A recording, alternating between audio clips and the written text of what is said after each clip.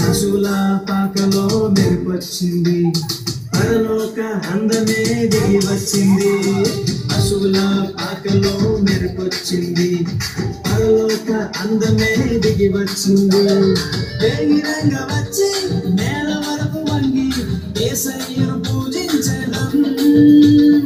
వేగిరంగా వచ్చి నేల వరకు వంగి యేసయ్యను పూజించడం.